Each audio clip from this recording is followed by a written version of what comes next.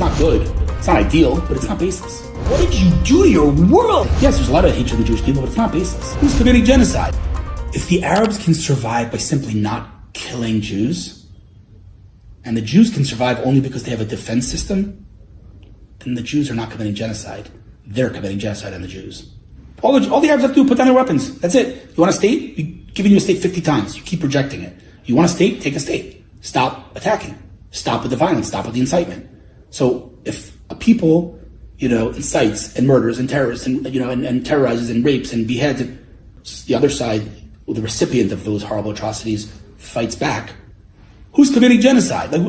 So this is another example of just a fundamental falsehood that doesn't require rocket science to see, because it's right in front of us in HD footage, and yet the world believes what they believe. So again, I'm torn on every day. It's like, do fight this fight, don't fight this fight. They're not listening, they are listening. It's hard, because the world they've lost their compass. Their moral compass is broken.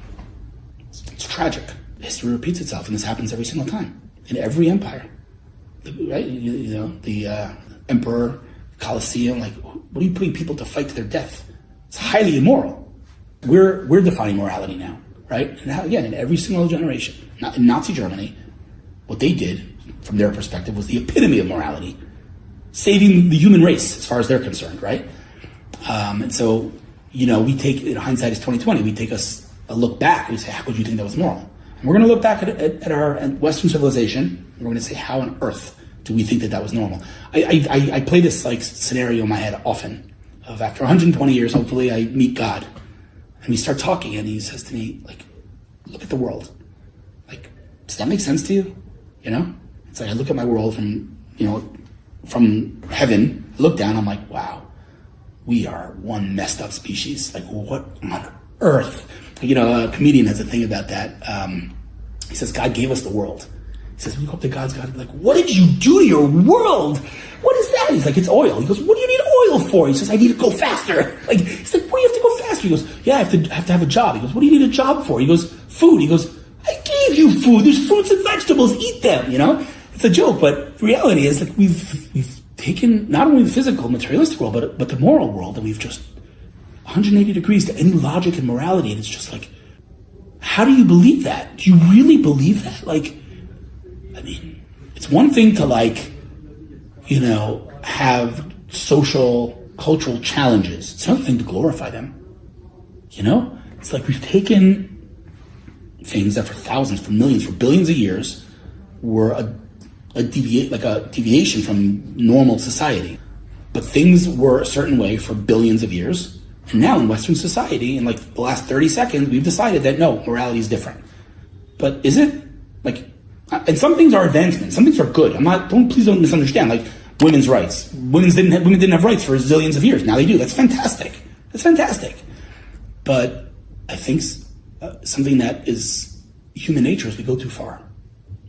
And we turn immorality into morality. We justify everything because it fits our agenda. It's scary. It really is scary because there's no moral direction anymore. It's just anything goes. I heard a woman, literally a therapist, professional, say we need to stop calling them pedophiles. We need to call them minor attracted adults.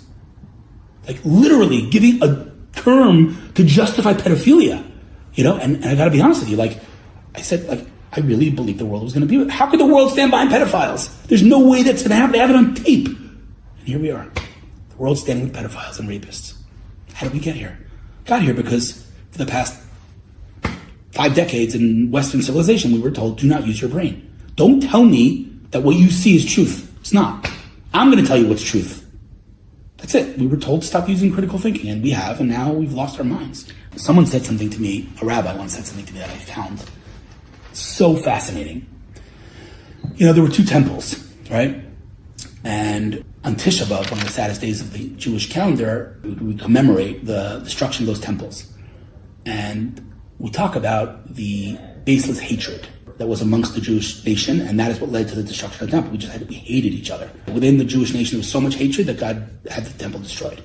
And every Tisha B'Av was you gotta make sure not to have baseless hatred, we should be good to each other, and blah, blah, blah. So this rabbi said, only one of the temples was destroyed because of baseless hatred. The other temple was destroyed because of idolatry murder and promiscuous, relationships or whatever. In Hebrew, it's called Gilui Arayot, whatever. He says, today, common wisdom says that, we need to make sure not to have baseless hatred because that's what we're guilty of. There's so much hatred and divide in the Jewish people. We need to, fix that, which is what caused. And this rabbi said, no.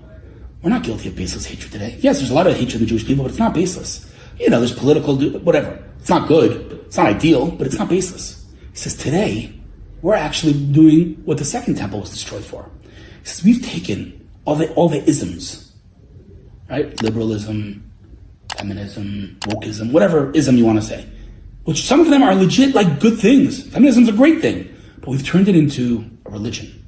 And it's become the modern day idolatry. Not only is no one addressing them, but you can't even talk about them without being canceled. It's a very scary world out there. I mean, people, I'm the recipient of it many, many, many times. People have tried endless times to cancel me. Endless.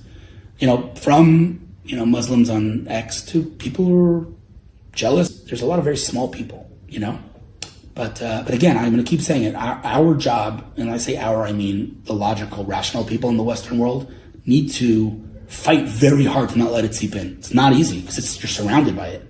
And it is our moral responsibility to maintain our moral clarity, because if we don't, we're the last frontier. And if we lose, then that's it. There's no morality. Yeah, but when you call it murder, like we've called cancel culture social murder. Right? And people are afraid of that. And because they're afraid of that, they don't speak up for things they know to be true and right and morally good. Right. Why do you have the courage to do that? Why are you doing that instead of working on your tech business, which I'm sure is lucrative? That is a great question. Not only am I doing this and not working my tech business, but I'm on no one's payroll. So I have no income. This is what I need to be doing right now. God's been good and he's had people support me and it's okay, but I don't feel like I have a choice. To give an analogy from my old world, the tech world, if you're an entrepreneur, you don't have a choice. You can't work a 9 to 5. You have entrepreneurship in your veins. It's in your DNA. You have to build. Any entrepreneur will tell you they could not sit a 9 to 5 because they are an entrepreneur in their blood. I can't not do this. This is who I am. This is what I believe. This is the way I was raised. I don't view myself as a hero. I'm speaking truth. The fact that they're not speaking truth, they're insane. I'm not anything extraordinary. I'm just speaking the truth. I don't feel like I have a choice. In a very real way. I feel like everything I've done till now has brought me to this moment, this stage that I built, and I feel like I'm channeling my late brother. I don't have a choice. I need to be doing this. And, in a very real way, it's impacting millions of lives. Like, I'm getting messages from people in every continent saying to me, you literally changed my mind. And I talk a lot about Judaism. I own my Judaism. And it inspires people, People are hungry for light. They really are. We don't realize this, but it's a very dark world. Very dark world. And that darkness manifests somewhere very specific in our social media feeds. And so people are hungry for light. They are. Some people don't realize they are, but everyone's hungry for light. And if we could be that source of light for them, we win. We just have to know how to communicate that source of light.